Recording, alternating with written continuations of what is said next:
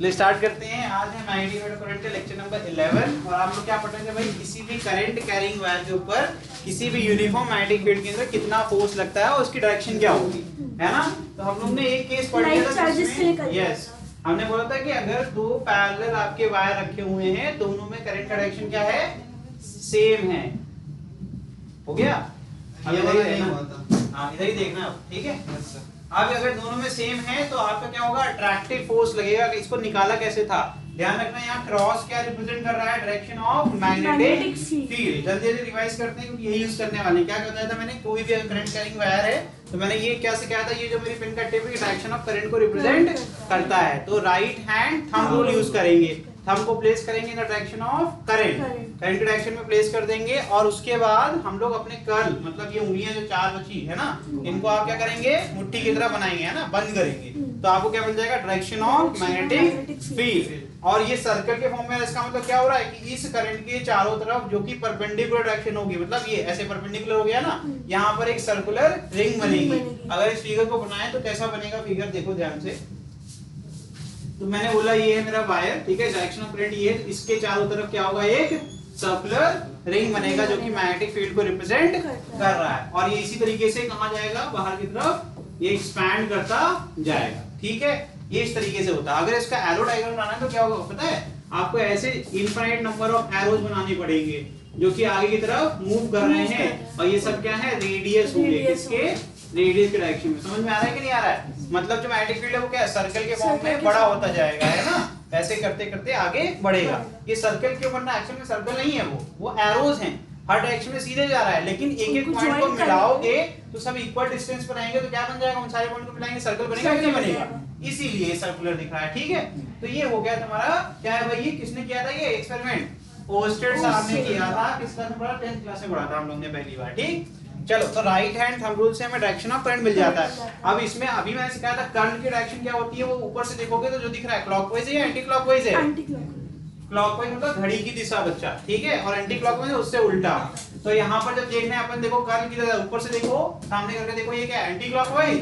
इसका मतलब क्या हो रहा है भाई, इससे जो मैग्नेटिक फील्ड बनेगी वो एंटी क्लॉकवाइज होगी। तो अगर मैं ध्यान से देखूं, इसको दो हिस्से में बांट देता हूँ, है ना, एक आपका राइट हैंड साइड और एक लेफ्ट हैंड साइड, ठीक है, क्लियर है। माफ करना, ये लेफ्ट है और ये राइट है, ठीक है, मेरे लिए। तो तुम्हारे लिए उल्टा होगा, तुम्हारे लिए राइट होगा और ये लेफ्ट होगा, ठीक है भाई। सुनना ध्यान से, ये जरूरी है क्योंकि यही यूज करने वाले हैं यहाँ पर।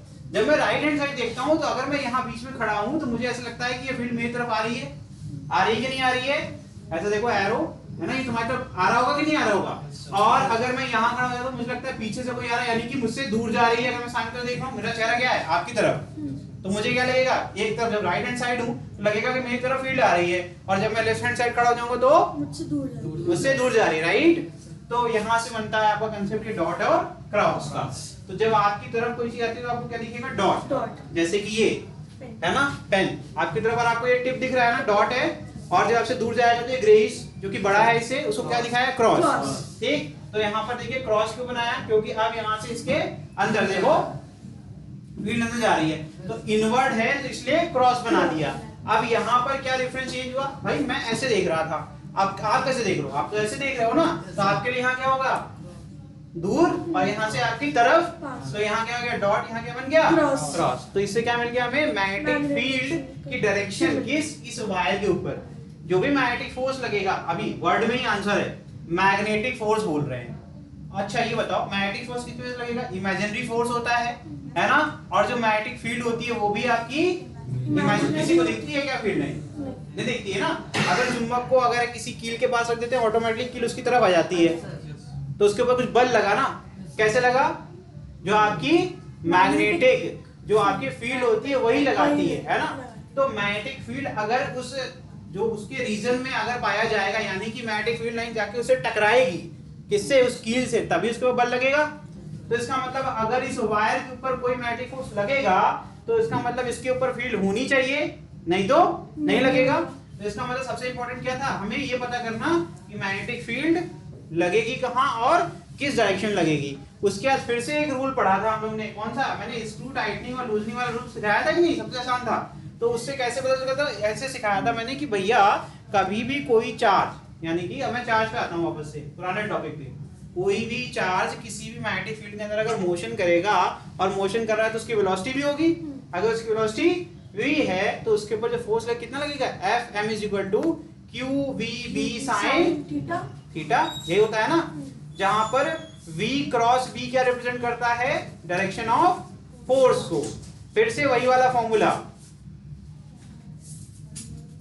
आपको मैंने क्या बताया था, a क्रॉस b है तो a cross b cross a के बराबर नहीं होता। a क्रॉस b में क्या होता है, a से b की तरफ एंगल बनता है, हमेशा ये सिखाया था ना मैंने। उसी प्रकार से मैंने बताया था वेलोसिटी जो होगी तो यहाँ पर वेलोसिटी कौन रिप्लेस कर रहा है, करंट एलिमेंट। मैंने यही सिखाया था कि यहाँ पर वेलोसिटी तो है नहीं, क्योंकि आपका एक वायर है जो अपनी जगह पर रखा हुआ है। अब उसके अंदर कौन मोशन कर रहा है, चार्ज मोशन कर रहा है। तो चार्ज मोशन में तो है लेकिन वायर के अंदर है, तो इस बार क्या लिया गया था, करंट एलिमेंट। और नोटिस कभी ध्यान से करोगे ना तो समझ में तुमको आएगा कि जो करंट एलिमेंट की डायरेक्शन है एक्चुअली वो direction of motion of charge ही तो है। ध्यान से सोचो कैसे, करंट की डायरेक्शन, इसका मतलब चार्ज मोशन में होगा तो कौन सा charge, positive charge. Positive charge हमेशा करंट के डायरेक्शन में ही तो फ्लो होता है, और इलेक्ट्रॉन करंट की डायरेक्शन के अपोजिट फ्लो होता है। तो एक बार में एक ही चार्ज लेंगे तो पॉजिटिव ले लेते हैं। तो करंट एलिमेंट की डायरेक्शन मैंने क्या बोला धीमे से, मैंने बोला करंट एलिमेंट की डायरेक्शन हमेशा डायरेक्शन ऑफ करंट होगी कि नहीं होगी। तो इनडायरेक्टली में बार बार एक ही बार बता रहे हैं लेकिन तुम ध्यान नहीं दे रहे हो, तो वेलोसिटी दिख नहीं रही इसलिए मैंने बोल दिया करंट एलिमेंट की डायरेक्शन ले लो। और रिजल्टेंट हमेशा फोर्स का मैंने क्या बताया, वेलोसिटी क्रॉस बी की डायरेक्शन बता दी। और तुम्हें अभी जस्ट मैंने वेलोसिटी का डायरेक्शन कैसे बताया, करंट एलिमेंट के बहाने बता दिया। यानी कि करंट एलिमेंट और मैग्नेटिक फील्ड को क्रॉस प्रोडक्ट अगर कर दें तो हमें मिल जाएगा डायरेक्शन ऑफ फोर्स। मिलेगा या नहीं मिलेगा, मिल जाएगा ना। तो होमवर्क क्यों नहीं कर पाए भाई, इतना आसान था ये क्वेश्चन। देखो अभी 1 सेकंड के अंदर आंसर आने वाला है। तो इसमें करंट एलिमेंट क्या होगा भाई, ये डीएल वेक्टर सही है, और बी कहाँ है, अंदर की तरफ। अब अपने हिसाब से मैंने क्या किया था, 2 पेन लेते हैं, ठीक है, सुनो ध्यान से। अब मेरी क्या ये टिप क्या रिप्रेजेंट करती है, हमेशा डायरेक्शन ऑफ मैग्नेटिक फील्ड। कहां जा रही है, स्क्रीन के अंदर जा रही है ना, ठीक, स्क्रीन के अंदर जा रही है। तो मैं कह रहा हूं कि मैं अभी निकाल रहा हूं फोर्स ऑन वायर नंबर 2। अब आगे बोलूंगा ड्यू टू 1। अब एक और चीज यही ऐड कर देता हूं क्योंकि आगे भूल जाओगे। मैंने क्या सिखाया था, मैंने सिखाया था भैया कि वायर नंबर 2 हो या वायर नंबर 1 हो, अगर कभी भी उसके ऊपर मैग्नेटिक फील्ड लगेगी तो 2 पर किसके कारण लगेगी, 1 के कारण, क्योंकि वायर के ऊपर खुद की वजह से मैग्नेटिक फील्ड नहीं होती है। देखो ध्यान से B1 लिखा हुआ है, तो B1 का अर्थ क्या हुआ, I1 करंट के कारण।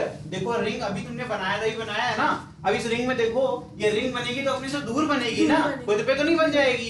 इसका मतलब खुद के कारण तो कोई मैग्नेटिक फोर्स नहीं होगा, जो बगल में होगा, पड़ोसी होगा, उसकी वजह से ही होगा। यानी कि अगर ये वायर लगाएगा किसी पे बल तो अपने आसपास लगा सकता है, खुद पे नहीं लगा सकता। तो ध्यान से देखो, तो ये जो B1 है वो क्या मतलब कि मैं कहूंगा कि इस पे अगर कोई बल लगेगा, मैग्नेटिक फोर्स लगेगा तो हमेशा पड़ोसी वाले वायर के कारण ही लगेगा।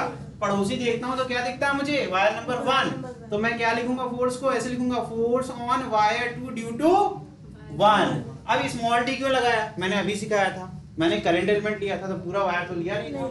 जब छोटा सा पोर्शन लिया तो बल भी छोटा सा ही होगा। टोटल फोर्स को कैपिटल एफ से डिनोट करते हैं। तो मैंने अभी सिखाया था किसी क्वांटिटी के आगे अगर डी लग जाए तो इसका मतलब उसकी छोटी पोर्शन है, मतलब पूरा फोर्स नहीं है, उसका छोटा सा भाग है। तो कैसे निकालेंगे, इंटीग्रेशन करके निकालेंगे, ठीक है। तो अभी अपने को क्या चाहिए, सिर्फ और सिर्फ डायरेक्शन ऑफ, कैसे निकालेंगे उसकी बात करेंगे बाद में, अभी बस डायरेक्शन चाहिए। तो क्या करेंगे भाई, डीएल मिल गया और बी मिल गया। अब क्या करेंगे, चलो देखते हैं भाई। तो भैया डीएल का डायरेक्शन ऊपर की तरफ, ये मेरा डीएल है, ठीक, ये क्या है, मैग्नेटिक फील्ड, ठीक है ना। एंगल कहां से बनेगा, डीएल से बी की तरफ, यही तो होगा ना। तो इसका मतलब अब ये तो ऐसे सॉल्व करना मुश्किल है, सामने कर ले, सामने कर ले। अब क्या करोगे, यहां से यहां एक और पेन चाहिए तो बेटा,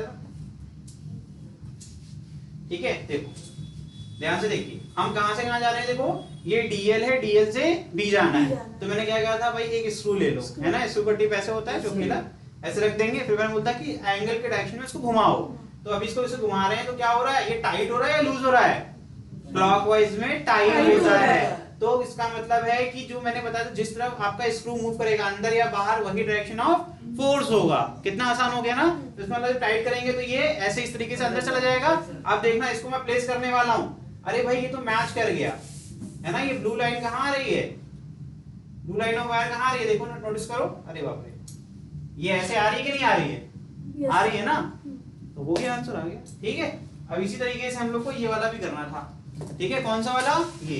इसमें ध्यान से देखो, सेम रूल यूज करेंगे, कुछ भी नहीं। ठीक है, वैल्यू निकालना मैं सिखाऊंगा, परेशान होने की जरूरत नहीं है।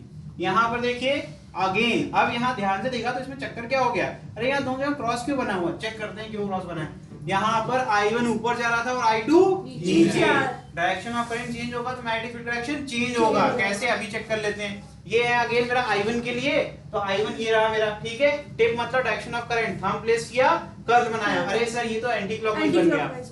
एंटी क्लॉकवाइज का मतलब बगल वाले पे अंदर की तरफ जा रहा है, आप देख रहे हो भाई, मैं थोड़ा ना देख रहा हूँ, तो आपके हिसाब से ये अंदर।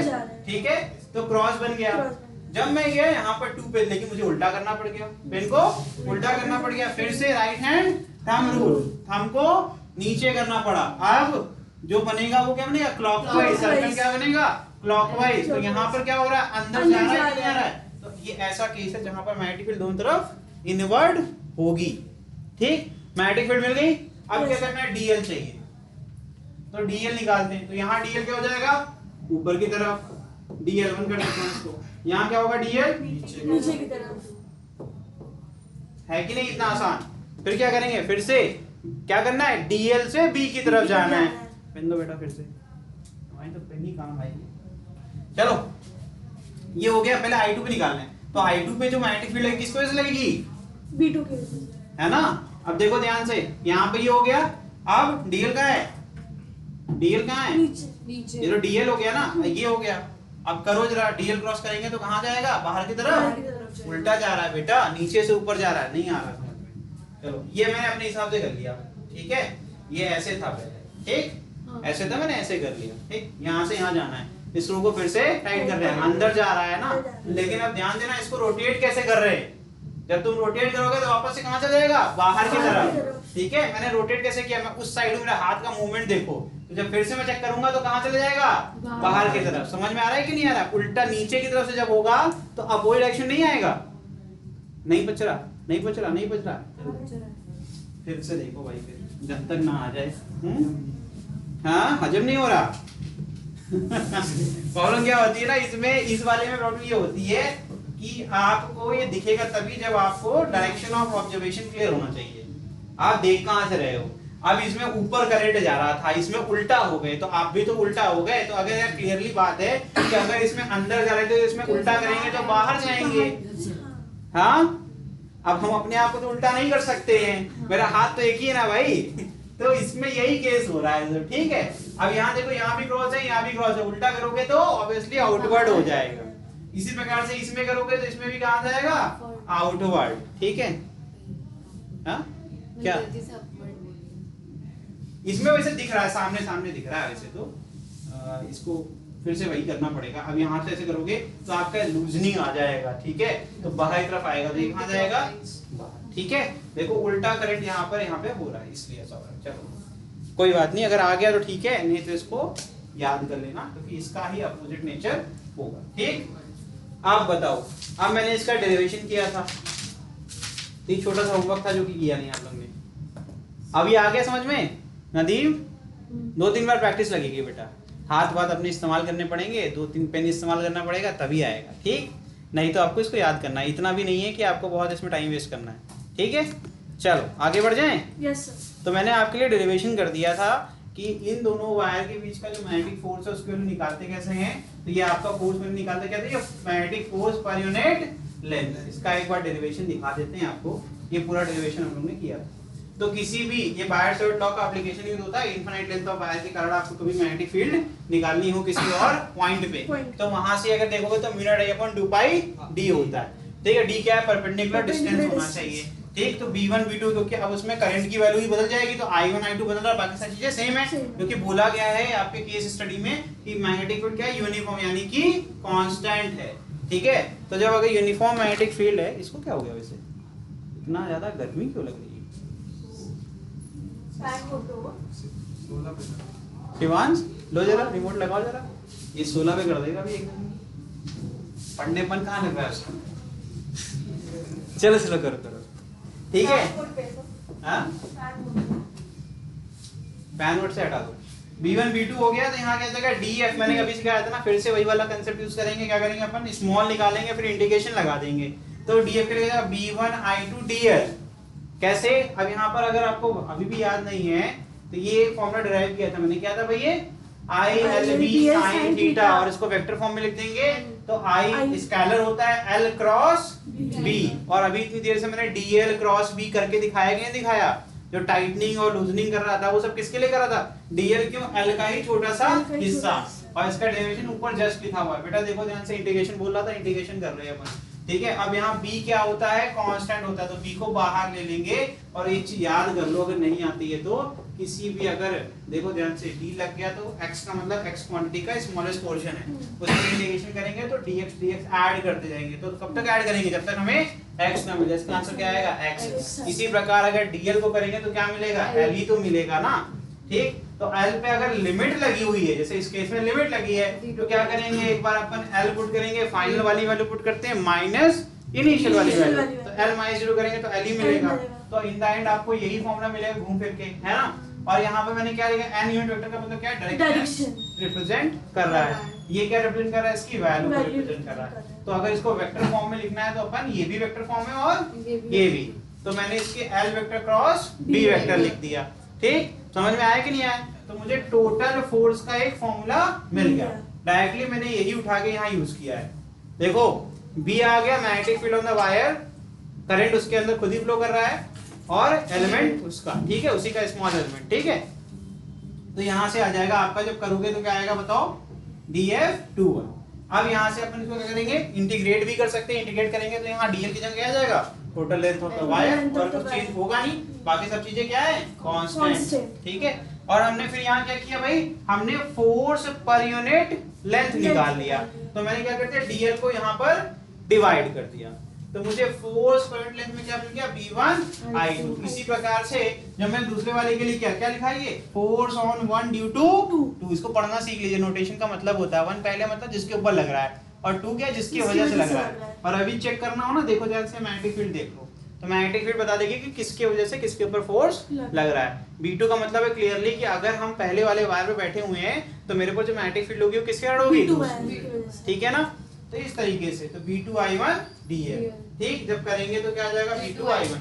जब वैल्यू पुट करेंगे किसकी, मैग्नेटिक फील्ड की, देखो मैग्नेटिक फील्ड पहले ऊपर निकाल रखी है, B1B और B2B, उठा के पुट कर दिया तो क्या आ जाएगा, पहले वाले में म्यू नॉट I1 अपॉन 2 पाई d, तो यहाँ क्या आ जाएगा, mu naught I1 into I2 upon 2 पाई d, और नीचे देखो यहाँ पर B2 वाले केस में म्यू नॉट I2 हो जाएगा, तो mu naught I2 I1 upon 2 पाई d, दोनों में वैल्यू क्या आई, सेम आई।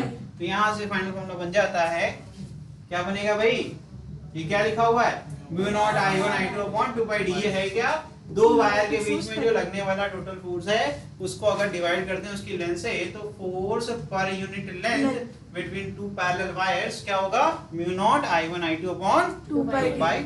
सिंपल है ना।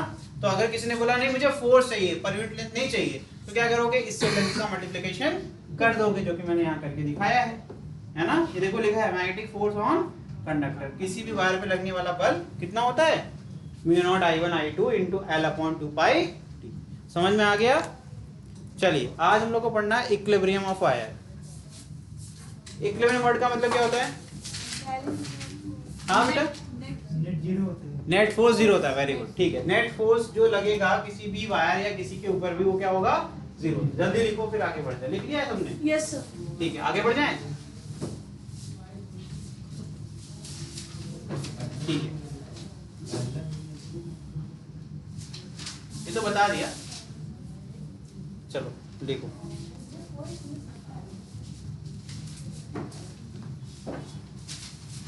पहले आप लोग मुझे फोर्स समझाएंगे, उसके बाद मैं समझाऊंगा कुछ आपको, ठीक है।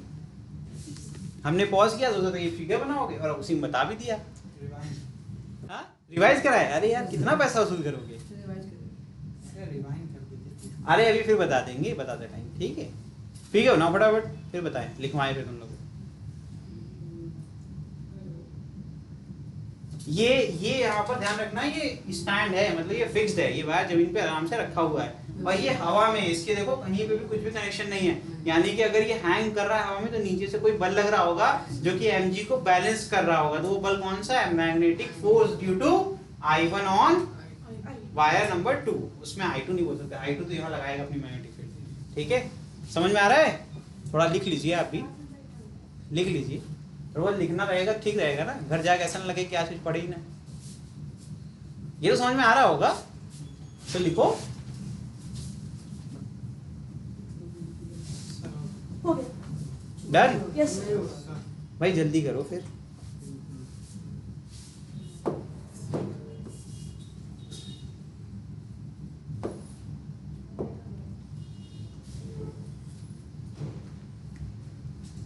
तो ये लेट वेट लिखवाएं क्या, ये छोड़ दे?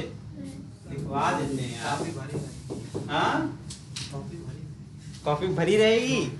Late a long horizontal wire, लिखिए, let a long horizontal wire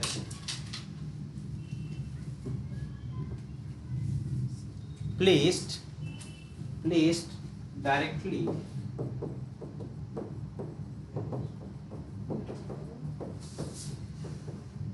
above the fixed wire,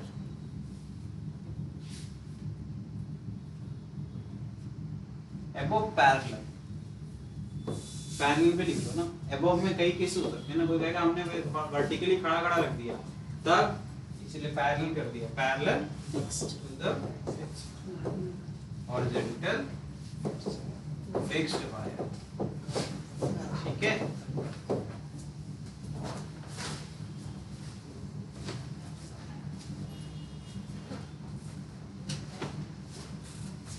and the direction of current and the direction of current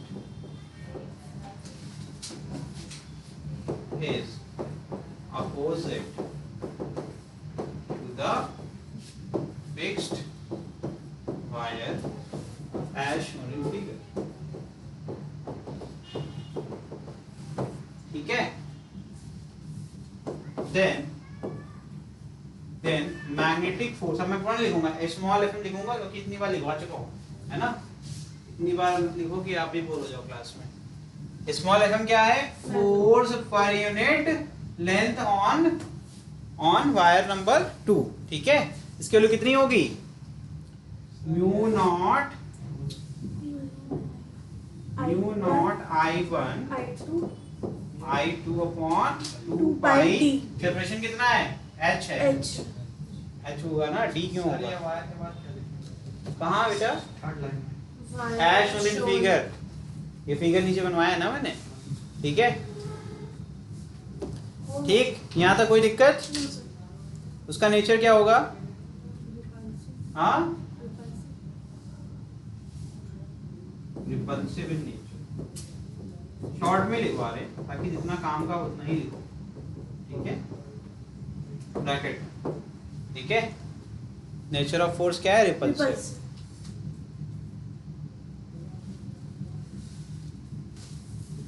तो अच्छा ये बताओ, वर्ड यूज किया गया है इक्विलिब्रियम। इक्विलिब्रियम का मतलब क्या होगा? Net force is equal to 0। Net force on wire number 2 is 0। जब कभी भी नेट फोर्स किसी वायर पर 0 होता है तो अपने स्टेट को चेंज नहीं करता। अगर वो रेस्ट पे है तो वो रेस्ट पे बना रहेगा, अगर वो यूनिफॉर्म मोशन यानी कि कांस्टेंट वेलोसिटी या स्पीड पर वो चल रहा है तो वो चलता रहेगा। समझ में आ रहा है ना? तो इक्विलिब्रियम मैंने कहा था पूरी फिजिक्स के लिए याद कर लो कि भैया एफ नेट क्या होगा? 0। यानी कि इस वायर पे लगने वाले सारे बल को अगर अपन रिप्रेजेंट कर दें हमें पता रहेगा कि बाकी सारे जितने भी हैं उनको जोड़ेंगे तो आंसर क्या आएगा? 0 आएगा। ठीक है, तो इसका मतलब है कि यहाँ पर जो स्मॉल fm है, यहाँ लिख एक लाइन लिख लो, since wire is in equilibrium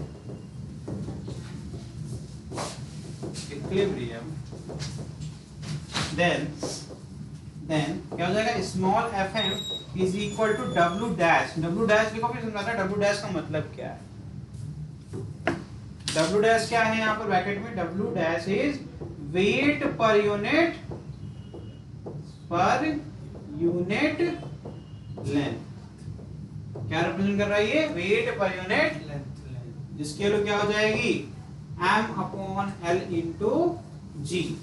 बाद में इसको लिख देंगे लैम्डा जी। और यहाँ पे भी एक और ब्रैकेट लगा लो फिर, लैम्डा इज इक्वल टू क्या है? मास पर यूनिट।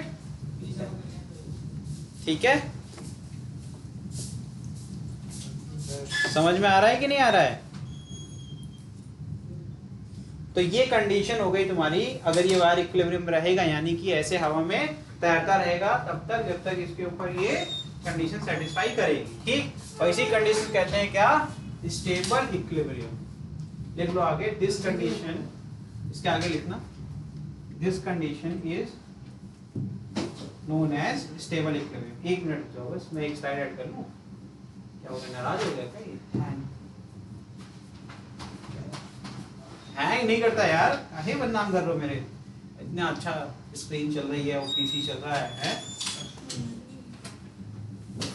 इसको नाराज ना करो, नाराज ही कहेंगे तो हमको। चलो हटाएं? Yes sir. जल्दी करो। हटा दीजिए। हो गया? कहाँ बड़े भाई? कहाँ? अभी यही हो तुम? Please directly.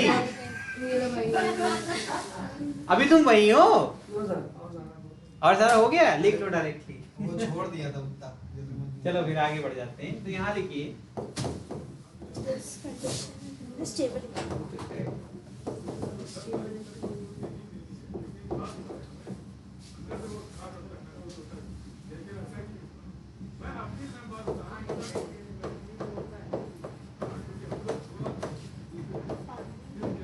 ठीक है, अब ध्यान से रखना, ये भी आप जो पढ़ने जा रहे हैं वो इंपॉर्टेंट है। ये कहाँ पढ़ा था ये बता देते हैं। 11th क्लास में एक चैप्टर है सिंपल हार्मोनिक मोशन, है ना? पढ़ा है कि नहीं? वेव्स एंड ऑसिलेशन एक चैप्टर है। ऑसिलेशन में ये पढ़ाया जाता है और इसको देखो 12th में यूज कर रहे हैं। तो आपको बता दिया है ताकि आपको फॉर्मूला लिखने में कोई दिक्कत ना आए। ठीक है, लिखो भैया यहाँ पर, इफ, यहाँ शुरू होता है असली question. If the wire is slightly displaced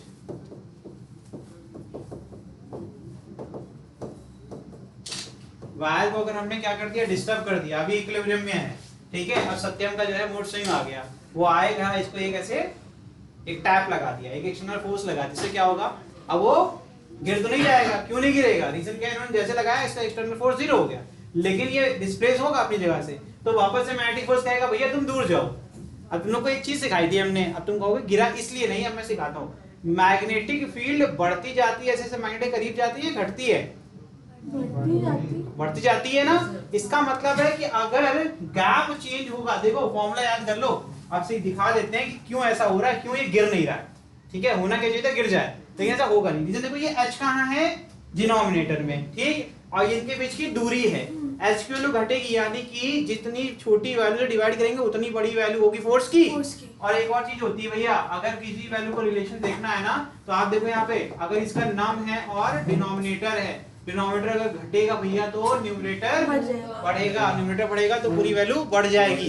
यानी कि जैसे जैसे करीब जाएगा वायर, वैसे वैसे ऊपर लगने वाला फोर्स बढ़ जाएगा।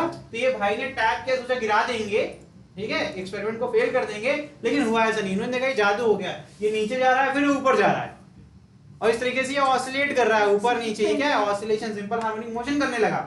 और कब तक करता रहेगा? जब तक अपनी पुरानी पोजीशन पे ये पहुंच नहीं जाता। ठीक है, तो हुआ क्या, इन्होंने एक्सटर्नल फोर्स लगाया, तो इसने भी मैग्नेटिक फोर्स लगा दिया और उसकी वैल्यू इंक्रीज कर दी, और जैसे डिस्टेंस बढ़ती गई फिर से उसी रेट पे वो घटता गया। लेकिन न्यूटन साहब का एक और नियम है कि कोई भी ऑब्जेक्ट खुद ब खुद अपनी स्टेट को सडनली चेंज नहीं कर सकता। जिसको कहते हैं sudden change in momentum is not possible. अगर आप मोशन में हो तुरंत रेस्ट पे नहीं आओगे। तो ब्रेक लगाते हो गाड़ी में तो उसी जगह तो नहीं, जहां लगाओगे उससे कुछ दूरी पे रुकोगे। तो वही हो रहा है, ये डिक्रीज तो हो रहा है, लेकिन ये ऊपर चला जा रहा है, फिर ये नीचे आ रहा है, फिर ये ऊपर जा रहा है। तो इसका एक टाइम पीरियड होगा, मतलब इसको कुछ समय लगेगा, तब जाके ये वापस से अपनी पोजीशन पे आएगा। उसी टाइम पीरियड को निकालने के लिए एक फॉर्मूला है, तो वही लिखते हैं। ठीक है, लिखो। अच्छा, एक और चीज ऐड कर देते हैं, सुन लो, अच्छी चीज ज्ञान रहेगा तो न्यूमेरिकल लग जाएगी। स्टेबल इक्विलिब्रियम रट तो लिया तुमने, पूछा नहीं कि क्यों स्टेबल इक्विलिब्रियम। यही वो रीजन है तो एक होता है स्टेबल इक्विलिब्रियम, एक होता है न्यूट्रल और एक होता है अनस्टेबल इक्विलिब्रियम। स्टेबल इक्विलिब्रियम में क्या होता है, किसी भी ऑब्जेक्ट को जो कि इक्विलिब्रियम में है, यानी कि जैसे मैं यहाँ पे बैठा हूँ, ठीक है, यहाँ पर बैठा हूँ, यहाँ खड़ा माफ करना, खड़ा बैठा नहीं हूँ, खड़ा हूँ, तो यहाँ पे मेरे को कोई फोर्स नहीं लग रहा है, नेट एक्सटर्नल फोर्स मेरे ऊपर जीरो है, किसी ने आया और मुझे यहाँ से ऐसे डिस्प्लेस कर दिया, ठीक। अगर मेरे अंदर कैपेबिलिटी है वापस से अपनी पुरानी पोजीशन को रिगेन करने की, तो मैं किसमें था, मैं स्टेबल इक्विलिब्रियम में। अगर मुझे तुमने यहाँ से डिस्प्लेस किया और हम यहाँ से दीवार तोड़ते हुए निकल गए, तो मैं अनस्टेबल इक्विलिब्रियम में हूं। मैं कहाँ हूँ, मतलब मैं वापस से अपनी पोजीशन को रिगेन नहीं कर सकता। अब आता है न्यूट्रल। अभी न्यूट्रल क्या है, आपने ये गांधी जी हैं, एक झापड़ तुमने लगाया, मैं दूसरा गाल दे दिया, मतलब इन्होंने कहा यहाँ खसका के रख दिया, यही पढ़े हैं कि अब तुम ही आके मुझे वापस से अपनी जगह ले जाओ, और मैं इधर इसके आगे भी नहीं जाऊंगा, इसके पीछे भी नहीं जाऊंगा। तो जितना तुमने उसको डिस्प्लेस किया वही पड़ा हुआ है। ये क्या था, न्यूट्रल। तीन ही केस होते हैं। इस केस में वायर अपनी पुरानी पोजीशन को रिगेन करने की कैपेबिलिटी रखता है, इसलिए स्टेबल इक्विलिब्रियम। इसके बाद हम नेक्स्ट पढ़ेंगे, उसमें पढ़ेंगे अनस्टेबल इक्विलिब्रियम। तुम देखोगे कि वायर अपनी पोजीशन को वापस रिगेन नहीं कर पाएगा, उसका कॉज भी तुम्हें समझाएंगे, ठीक है। अभी तुम्हें मैंने अभी हिंट दे देता हूं, अभी करीब आए थे तो फोर्स बड़ा था, लेकिन इसको अगर दूर ले जाते तो फोर्स घटता ना। लेकिन प्रॉब्लम क्या थी, तब भी ये वापस इसलिए आ जाता क्योंकि ये जब नीचे गिरता mg के कारण, तो वापस से फील्ड में आ जाता। तो इसमें कोई ऐसा पॉसिबिलिटी नहीं है कि ये वापस से अनस्टेबल इक्विलिब्रियम में जाए। लेकिन सोचो इसी को उल्टा कर दो, छत से आपने एक फिक्स्ड वायर लगा दिया और उसकी मैग्नेटिक फील्ड में एक ले जाके ऐसे वायर रख के छोड़ दिया, जब तक पड़ा रहेगा तब तक वहीं रहेगा।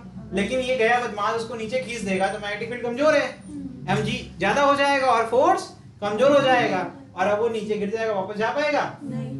तो ये हो गया अनस्टेबल। यही है अगला केस, ठीक। तो लिखो, लिखिए, if the wire is slightly displaced and released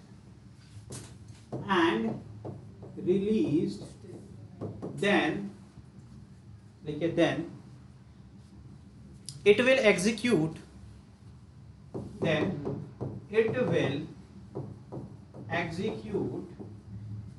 SHM यानी कि सिंपल हार्मोनिक मोशन। ये क्या होता है, टू एंड फ्रो मोशन।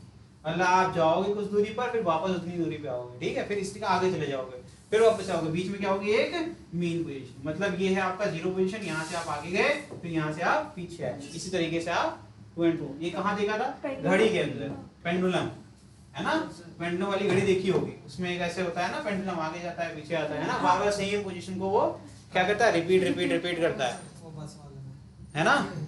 वैसे तुम्हारा दिमाग भी चल रहा है, इधर हंसने लगता है, फिर इधर, फिर सीरियस हो जाता है, फिर इधर, फिर ये सीरियस हो जाता है, फिर ये पढ़ने लगता है। पागल हो जाते हो क्या। तो मैंने ये ऐसा ऑब्जर्व किया, इसलिए मैंने बता दिया। हंसता रहता है ये, अभी मैं ऐसे पढ़ा रहा था, मैं हंस रहा, लिख रहा है, हंस क्यों रहे हो तुम, सोचते रहते हो। चल लिखो, इन वर्टिकल प्लेन, इन, अब ये वर्ड क्या है, वर्टिकल प्लेन क्या होता है भाई। अब वर्टिकल प्लेन हॉरिजॉन्टल प्लेन पता है ना, ये टेबल क्या है, वर्टिकल प्लेन है, नहीं हॉरिजॉन्टल है, एक्स एक्सिस के अलोंग जो होगा सरफेस वो क्या होगा। और अभी देखो ध्यान से, जो वायर प्लेन है वो देखो, एक वायर ऐसे रखा हुआ है और एक वायर ऐसे रखा हुआ है, ये क्या है, देखो ये प्लेन कैसा है, वर्टिकल, ठीक है, सिंपल है ना। चलो ये सब क्वेश्चंस के लिए काम आता है। तो लिखिए, चलिए द टाइम पीरियड, कितना समय लगेगा वायर को अपनी पुरानी पोजीशन पे आने में। The time period t, the time period of motion t क्या हो जाएगा, t बराबर क्या आएगा, किसी फॉर्मूला याद है, 2 pi under root h upon g। और जब हम लोग ने पढ़ा था यूनिट एंड डायमेंशन, सबसे पहला डेरिवेशन आई थिंक मैंने इसी का करवाया था, वहीं पे कराया था, बाय यूजिंग डायमेंशन एनालिसिस। ये मैंने पढ़ाया था फिजिक्स में 11th क्लास में, जब मैं आपको यूनिट एंड डायमेंशन पढ़ा रहा था, ठीक है। चलो ये हो गया तुम्हारा फॉर्मूला, ठीक। अब इसमें डेरिवेशन तो नहीं करेंगे दूसरे वाले में, क्योंकि सेम चीजें रिपीट होंगी, क्योंकि यहाँ एसएम तो होने वाला है ही नहीं। इस केस में एसएम होगा नहीं होगा, क्या बेटा क्या बोल रहा है ये, थोड़ा सा लिखना है। अच्छा अभी तो भाई जल्दी लिखो बेटा, ये तो स्पीड ब्रेकर है मेरा, है ना, चलती गाड़ी को रोकना है तो सत्यम, कोई बात नहीं, लिखो।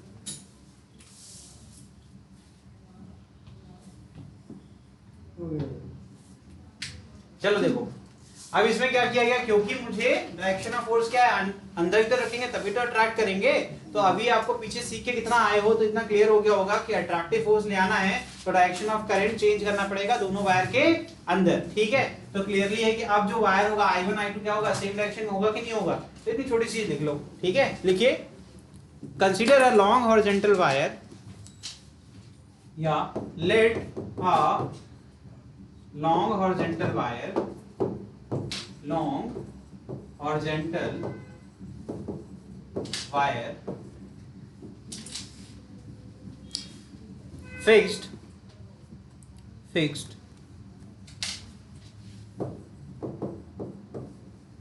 ठीक है, आगे लिखिए, another wire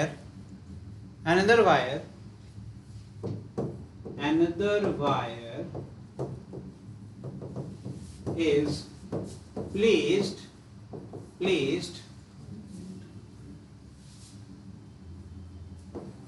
just below the fixed wire parallel to it ठीक है, and the direction of current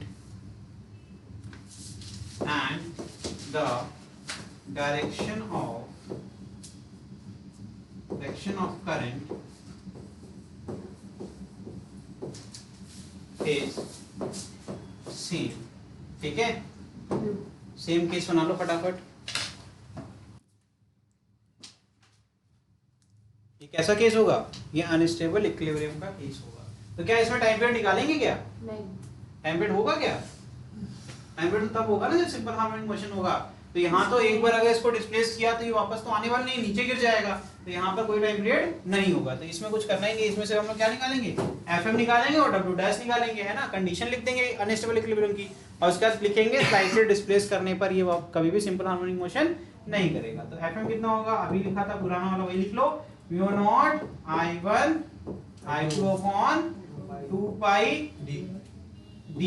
ठीक है, ये हो जाएगा। फिर लिखो कंडीशन फॉर इक्विलिब्रियम, क्या लिखोगे, कंडीशन फॉर इक्विलिब्रियम। तो क्या आ जाएगा, यहाँ कंडीशन सिखा दे रहा हूं, F नेट ऑन वायर 2 कितना होना चाहिए, 0। इसके लिए टोटल फोर्स कौन कौन से लग रहे हैं, यहाँ लग जाएगा small FM is equal to W dash और इसकी वैल्यू क्या हो जाएगी, लैम्डा जी के बराबर। ये भी किया हुआ है, इसलिए दोबारा नहीं करना बेटा। किसी को अगर ना याद हो तो बता देना, बता देंगे। ठीक है,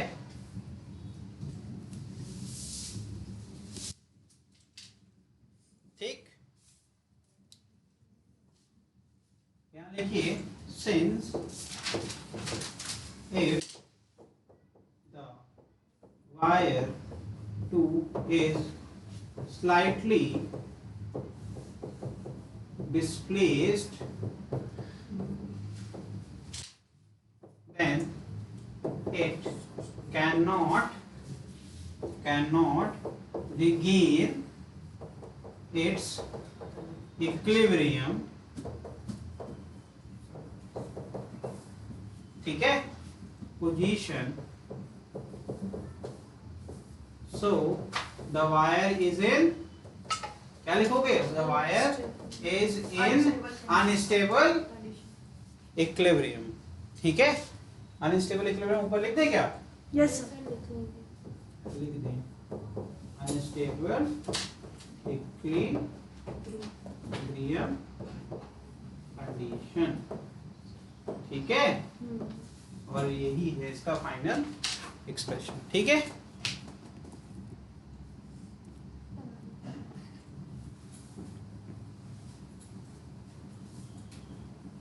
समझ में आया कि नहीं आया, यस सर। तो ये टॉपिक यहाँ खत्म होता है। कौन सा टॉपिक, कोई भी वायर, करंट कैरिंग वायर अगर किसी मैग्नेटिक फील्ड में होगा तो उसके ऊपर मैग्नेटिक फोर्स कितना लगेगा और उसकी वैल्यू कैसे निकालेंगे। ठीक है, उसकी डायरेक्शन कैसे निकालेंगे, ये सब कुछ आपको सिखा दिया। अब करेंगे हम लोग कुछ क्वेश्चंस।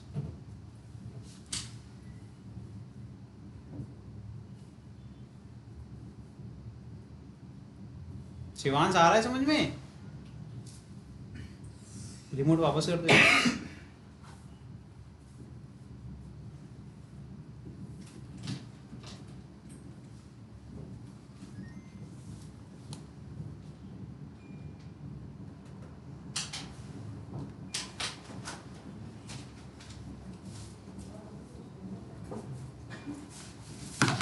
चलो ठीक है, आगे बढ़ जाए। Yes sir. जल्दी लिखो बेटा, दो क्वेश्चन ही ना हो, है ना। चलिए ये क्वेश्चन करो। अब wire bent as shown in figure, मतलब हमने एक वायर को बेंड कर दिया, सेमी सर्कल बना दिया, ठीक है। ये डॉट क्या रिप्रेजेंट करता है? मैग्नेटिक फील्ड को ही रिप्रेजेंट करेगा, ठीक है। क्या है? And is placed in uniform field of magnetic induction. कितना उसके ऊपर, मतलब मैग्नेटिक फील्ड कितना लग रहा है? बी लग रहा है, ठीक है।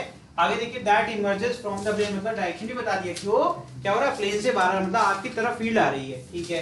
आगे calculate the force acting on the wire, तो सेम इसका ही डेरिवेशन आपने पढ़ा था कि किसी भी वायर, अगर किसी भी वायर के अंदर करंट फ्लो करता है आई, तो उसके ऊपर मैग्नेटिक फोर्स कितना लगता है, उसके निकालने के लिए अगर डायरेक्टली फॉर्मूला है, क्या फॉर्मूला था भाई? आई एल क्रॉस बी, यही तो फॉर्मूला था ना।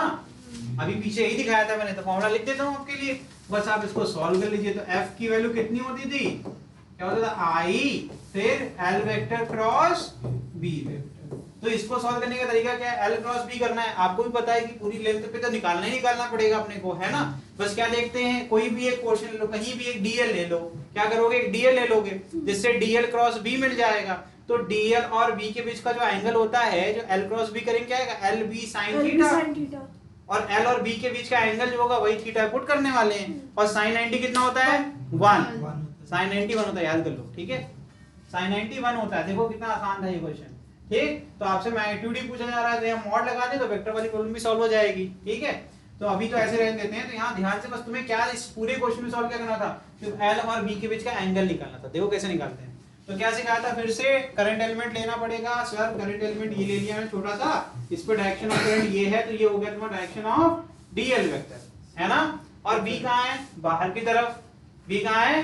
बाहर की तरफ। अरे यार एंगल कितना दिख रहा है? 90 दिख रहा है कि नहीं दिख रहा है? Yes sir. ठीक, तो इसका मतलब कुछ भी नहीं करना था इस क्वेश्चन में। तो यहाँ से क्या आ जाएगा? ये आई एल बी। साइन 90 कितना होता है? 1। यहाँ लिख देते हैं, चलो साइन 90, और बगल लिख देते हैं साइन 90 कितना होता है? ये इसका आंसर आ गया। कितना आएगा? I L B. ये एफएम वेक्टर का मॉड लगा देंगे ताकि मैग्नीट्यूड हो जाए, ठीक है।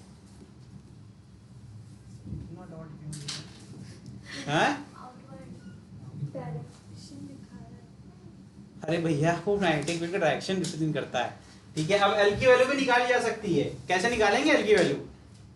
क्वेश्चन में दिया हुआ है एल की वैल्यू। कैसे दिया हुआ है? अरे भाई एल को आर के फॉर्म में दिया हुआ है तुम्हें, ठीक है। ध्यान से देखो कैसे निकालोगे। तो आपको मैंने सिखाया था, जो एल वेक्टर होता है वो initial point of the wire और final point of the wire को क्या कर दो? स्ट्रेट लाइन बना दो। वही वैल्यू लेनी। मैंने बोलता कोई भी टेढ़ा मेढ़ा वायर होगा तो आपको उसको पूरी लेंथ नहीं लेनी है। आपको क्या लेना है? जैसे ये मान लो ऐसे बेंड है, तो मैंने कैसे कहा था? ये दोनों पॉइंट अगर इनको आप स्ट्रेट लाइन से जोड़ दो तो जो भी लेंथ आएगी वही एल होता है, ठीक। तो उसके हिसाब से देखो ध्यान से, कितना आसान हो गया ये क्वेश्चन। ये तेरा इनिशियल पॉइंट और ये तेरा फाइनल पॉइंट। तो यहाँ से डॉटेड लाइन बना देंगे। ये क्या रिप्रेजेंट करेगा? एल को। ध्यान से देखा होता तो दिख जाता ये कितना है? आर। ये कितना है? आर। ये रेडियस दिया हुआ है, सेमी सर्कल का रेडियस। इसका ना डायमीटर कितना होगा? ये भी आर होगा और ये भी। तो टोटल कितना हो जाएगा sir? R plus R plus R plus L की वैल्यू कितनी है? और पता है ऑप्शन में क्या दिया है एमसीक्यू में? आर के फॉर्म में आंसर दिया। आप कहोगे गलत है। गलत थोड़े ना है, तुम ध्यान से देखिए नहीं देखो। और ये बहुत बेसिक लिखित में लिखवाया है कि कोई भी आपका टेढ़ा मेढ़ा वायर हो, यानी कि कोई भी आपका आर्बिट्रेरी वायर हो, तो इनिशियल और फाइनल पॉइंट के बीच में स्ट्रेट लाइन बना दो, वही एल की वैल्यू हो जाएगी। तो यहाँ ये इनिशियल था, ये फाइनल, सबको जोड़ दिया, कितना आ गया? 4r, ठीक। इसका आंसर कितना आएगा? 4ir, ये इसका आंसर है, ठीक है। इतना आसान है, ठीक है। ये एमसीक्यू में क्वेश्चन था। एमसीक्यू को सब्जेक्टिव के फॉर्म में पढ़ा रहे हैं, ठीक है। आगे बढ़ जाए। यस। और क्वेश्चन में मैग्नीट्यूड ही पूछता है 90% टाइम। और अब तो वेक्टर से भी डरने की जरूरत नहीं है, क्योंकि मैंने सिखा दिया आपको, है ना। तो आप क्या करोगे? करंट एलिमेंट के हिसाब से निकाल लोगे कि नहीं निकाल लोगे? ठीक है।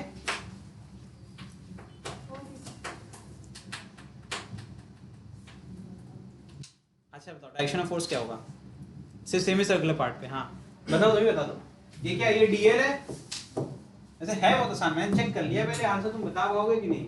और तुम बता लोगे, इसमें कुछ नहीं। मैंने कैसे कहा था, बस स्क्रू रख लो ऊपर और देखो एल से बी की तरफ जाना है, बी बाहर है, लाइक विल नो, ठीक है। ये क्या है तेरा डीएल, ठीक है, ऐसे है, सामने रख लो, ठीक है। सामने रखोगे तो क्या हो जाएगा, ऐसे स्क्रू प्लेस करेंगे और टाइट करेंगे तो अंदर जा रहा है। फिर तो अपने हिसाब से कर लो, ये स्क्रू अंदर जा रहा है, यानी कि फोर्स कहाँ होगा, नीचे की तरफ। तो इसका मतलब यहाँ जो फोर्स लग रहा है वो कहाँ है, सेंटर की तरफ। और ये बात आपके टॉपिक में लिखवाई थी, कोई भी सर्कुलर पाथ होगा तो हमेशा सेंटर की तरफ मैग्नेटिक फोर्स लगता है। कौन सा, एक चार्ज को जब यूनिफॉर्म मैग्नेटिक फील्ड के अंदर प्लेस करते हैं तब ऐसा होता है कि नहीं होता है, प्रूफ हो गया, ठीक है। डायरेक्शन ऑफ मैग्नेटिक फोर्स क्या है, नीचे। अच्छा इन सब में अलग तरीके से होगा, इसमें क्या है सर, ये हमेशा इस तरफ ही रहेगा डीएल, इसमें डीएल चेंज होगा तो इसमें फोर्स की डायरेक्शन चेंज होगी, लेकिन हर बार सेंटर की तरफ आएगी, ठीक है। लेकिन विच स्ट्रेट वायर है, इसमें तो क्लियर है, एक ही पॉसिबिलिटी है, ये ऐसे है ना, तो यहाँ नीचे की तरफ ही मैग्नेटिक फोर्स लगने वाला है, ठीक है। ऐसे किया जाता है। वैसे किसी ने पूछ दिया कभी तो, ये तो आसान क्वेश्चन था, अगर किसी ने तुमसे डायरेक्शन ही पूछ दिया तो वो निकाला जा सकता है, इतना कठिन भी नहीं है, ठीक। ये क्वेश्चन करो, ये आज का आखिरी क्वेश्चन है। स्क्वायर ऑफ साइड कितना है भाई, 2 मीटर दिया हुआ है, एसआई सिस्टम में दिया है तो अच्छी बात है। इस प्लेस से यूनिफॉर्म मैग्नेटिक फील्ड, ये भी एसआई में दिया हुआ 2 टेस्ला। वैल्यू दे दी तुमको, किसकी दे दिया भाई, यहाँ पर स्क्वायर साइड दे दिया, मतलब तुम्हें ए की वैल्यू बता दिया है, बाकी तुम निकाल लो, एक साइड की बात हो रही है, ठीक। भैया कह रहे हैं in direction perpendicular to the plane, magnetic field direction क्या है, परपेंडिकुलर है किसके, इस स्क्वायर के। क्रॉस का मतलब अंदर की तरफ, ठीक है। ईच करंट, हर साइड में करंट कितना फ्लो कर रहा है, 3 एम्पियर, हर साइड में कितना करंट फ्लो कर रहा है, 3 एम्पियर। अब यहाँ पर क्या कह रहे हैं, find the magnitude of magnetic force on the loop. कह रहे हैं कि चारों साइड के ऊपर आपको क्या निकालना है, मैग्नेटिक फोर्स।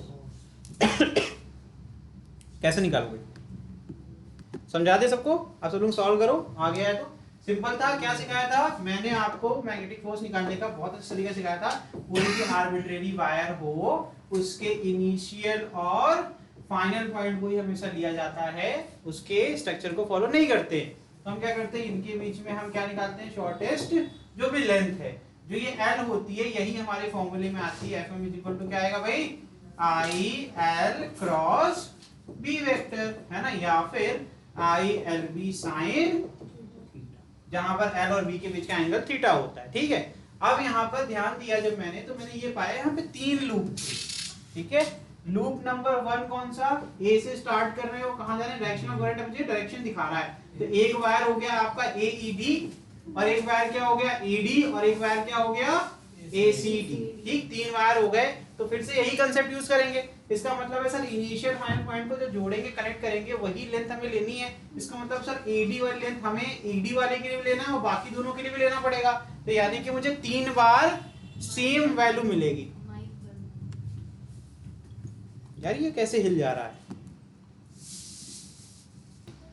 देखिए भाई फिर से वापस से। तो आर्बिट्रेरी मतलब कोई भी टेढ़ा वायर रहेगा तो हमें उसके इनिशियल और फाइनल पॉइंट को देखना है, उनको कनेक्ट करके जो लेंथ मिलेगी वही हमारे फॉर्मूले में जाती है। बस यही कंसेप्ट यूज कर रहे हैं। तो यहाँ पर जब देखा ध्यान से, तो ए से एक जा रहा है एक वायर एईडी, और एक जा रहा है एडी, और एक जा रहा है एसीडी। तो हमें दिख रहा है कि इनिशियल फाइनल कनेक्ट करेंगे तो क्या मिलेगा, एडी। इसका मतलब जब मैं फोर्स सॉल्व करूंगा तीनों के अलग-अलग, तब भी मुझे सेम आंसर मिलेगा जो मुझे एडी के लिए मिलेगा। तो मैं ऐसा करता हूं कि मैं एडी को सॉल्व कर लेता हूं, उसको 3 से मल्टीप्लाई कर दूंगा, तो मुझे टोटल फोर्स मिल जाएगा। तो इसका मतलब है ये सबसे सिंपल तरीका है। तो टोटल फोर्स क्या आ जाएगा बताइए, 3 times of F AD, AD. तो एफ एडी सॉल्व करिए, मुझे आंसर बताइए। एडी की वैल्यू क्या हो जाएगी, एडी की वैल्यू हो जाएगी AD will be equal to, क्योंकि दिया हुआ है ए कितना दिया हुआ है बताओ, 2 दिया हुआ है, ठीक है, मैंने यहाँ पे बना लिया। तो यहाँ पर एक राइट एंगल ट्रायंगल बन रहा है क्योंकि ये स्क्वायर का साइड है। तो स्क्वायर में 2 साइड में कितना एंगल होता है 90। ये कितना है, ये 2, ये 2।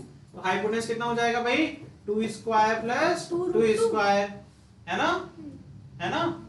ये हो जाएगा, बताओ कितना हो जाएगा, 2√2, यही आएगा ना इसका। तो हमें एल की वैल्यू मिल गई। और यहाँ पर थीटा देख लेते जरा। अच्छा ये बताओ, जो लेंथ है वो बी के परपेंडिकुलर है कि नहीं है ना, अंदर जा रहा है। तो sin 90 कितना होता है, यहाँ पर क्या आ जाएगा, तो आंसर कितना जाएगा, i इंटू 2√2 इंटू बी की वैल्यू कितनी है 2, और यहाँ क्या जाएगा sin 90, और i की वैल्यू भी तो पता है, i की वैल्यू 3 है, कितना आ जाएगा, ठीक है, ये आ जाएगा 3, ठीक, आपका ये आंसर है, 12 ठीक है, root 2 कितना आएगा ये 12 रूट 2 12 और root f 2। टोटल 36 रूट 2 हो जाएगा।